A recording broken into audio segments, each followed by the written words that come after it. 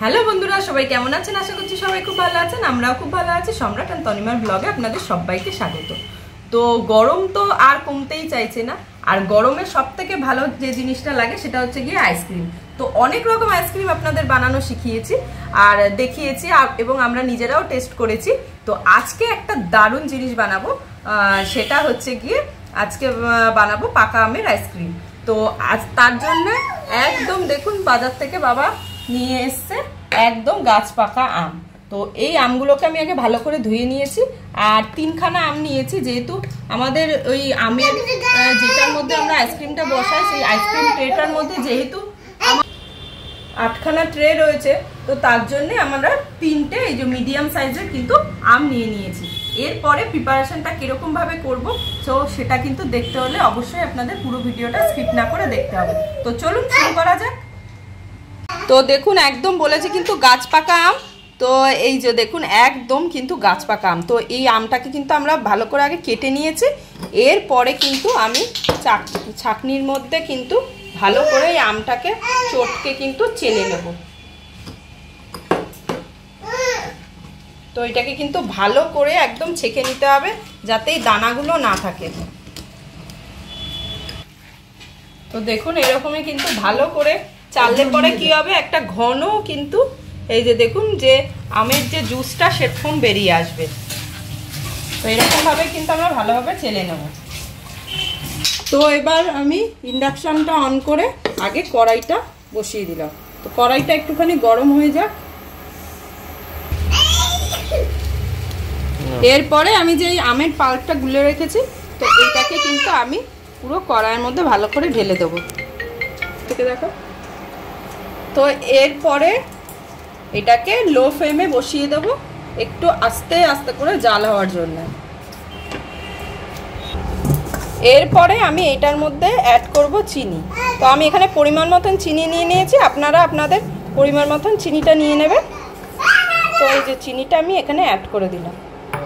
তারপরে এটাকে কিন্তু ভালো করে আমাকে নাড়তে হবে যতক্ষণ না পর্যন্ত এটা একদম ঘন হয়ে আসছে, ততক্ষণ পর্যন্ত। হচ্ছে দুধ।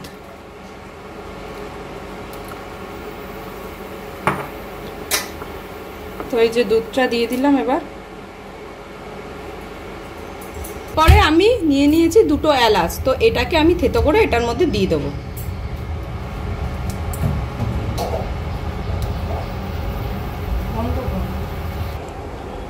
তো এরপরে আমি এই যে এলাচের দানাগুলোকে দিয়ে দিচ্ছি।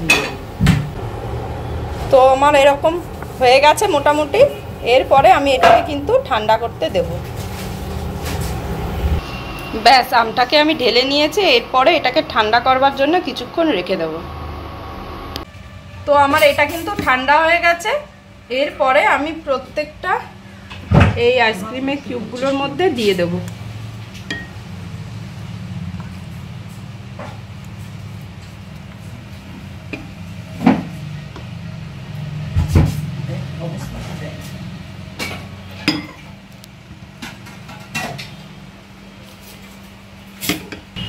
তো এরপরে কিন্তু আমি প্রত্যেকটাকে ভালো করে সেট করে নেব।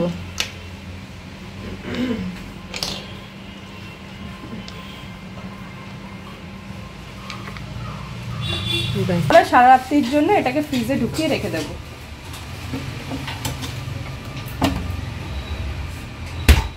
তো কালকে তো সবাই দেখেছিলেন যে তনিমা আইসক্রিম বানিয়েছিল, ম্যাঙ্গো আইসক্রিম। তো কালকে তো বানানোটা হয়ে গেছে, এখনো পর্যন্ত ওটাকে বের করা হয়নি বা কেমন হয়েছে না হয়েছে জানি না।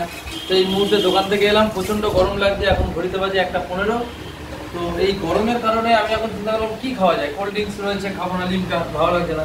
তাই তনিমা জানে না অবশ্য, আমি এখন ওইটাই খুলে চেক করবো দেখি কেমন হয়েছে। ঠিক আছে, চলুন তো দেখা যাক কিরকম হয়েছে। তনিমা হয়তো জানলে রেগে যাবে।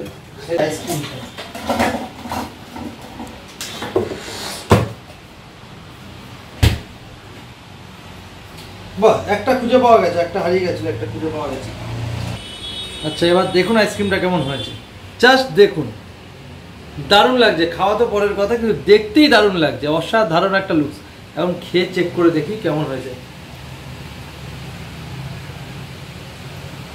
ও নাইস, ঠিক আছে। তা এরকম নতুন নতুন ভিডিও দেখতে বা এরকম নতুন নতুন ট্রিক্স দেখতে আমাদের চ্যানেলটাকে অবশ্যই ফলো করে রাখবেন এবং লাইক আর কমেন্ট এবং শেয়ার করবেন। ঠিক আছে, চলুন দেখা হচ্ছে নেক্সট ভিডিওতে।